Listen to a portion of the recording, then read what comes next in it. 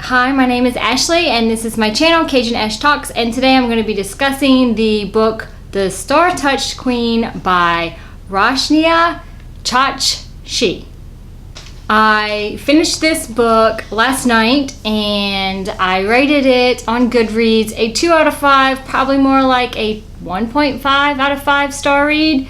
The book is a YA fantasy novel and it just came out a couple weeks ago, and it follows 16-year-old Maya, and she has a horoscope that when she was born was told that her marriage would be filled with death and destruction. Her father is the Raja and he arranges a political marriage for her, and this story takes off from there. So I'm going to start out with the good. This is not my spoiler section yet. I will let you know when I get to my spoiler section. The good of this book was it was fast-paced. It was a quick and easy read. There was some good elements to it.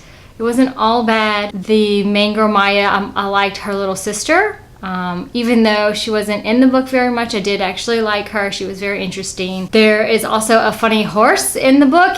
The funny horse doesn't show up until about 60% in, but when the horse is there in any of the scenes that the horse was in, I was laughing. Yes, it's a talking horse. Another element of the good part of the book was that it was a diverse book. It was set in India, so there was a lot of culture and a lot of mythology that I wasn't familiar with, that I really did like reading those parts of the book. Now for the non-spoiler bad section, which I'm going to try to keep short. The bad, a lot of people have been complaining about the writing style, which it didn't bother me too much. There was a lot of metaphors used to describe things, and you kind of get lost in those, and that's all true, but it didn't bother me. Kind of the confusing aspect of the book was the world building that wasn't really fleshed out. There was a lot of questions that I had about the world and how it was set up, and maybe the metaphors just got in the way of the explanation of the scenes and what was happening in the world, and what I was reading I couldn't really picture in my head. I couldn't build those scenes because there was just so much fluff with the metaphors. Does that make sense? Now I'm going to start getting into my spoiler section of this book. So if you do want to read this book, which it does have really good reviews on, a lot of people on BookTube and Goodreads have given this 5 stars, 4 and 5 stars. So it is a book that some people can relate to and like. I just am not one of them. So here's my spoiler section. This book almost reads like a Disney movie that is going to be 5 stars. It's got an arranged marriage, check. It's got a little sister left behind, check. It's got a misunderstood father, check. An evil stepmother, a dead mom, check, check. It's got a love interest who's mysterious and romantic, and he's dark and he's tall and he's handsome, and she has this draw to him that she can't explain. Check, check, check, check. I mean, it just sounds like a Disney movie that is going to be fabulous.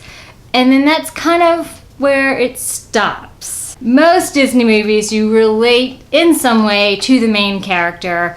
This girl, not so much. For me, Maya was full of bad decisions that she made over and over and over again. She never trusted herself. She was told that the main guy, Amar, he told her right off the bat that he loved her and she was going to be his equal and ruling the kingdom. She became his queen, and she really had no reason not to trust this guy, but in every aspect she stopped trusting him and she never trusted him, and that was frustrating.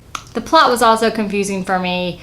The main girl, Maya, gets whisked away when she's literally about to kill herself by Amar. He saves her life, brings her to his kingdom, and says he cannot explain what's happening. She has to wait until the next full moon or something, which is only a few days, and she's hours away from being told all of these things that she has questions on, and she doesn't wait. She lets herself get talked into betraying Amar, and it's very frustrating.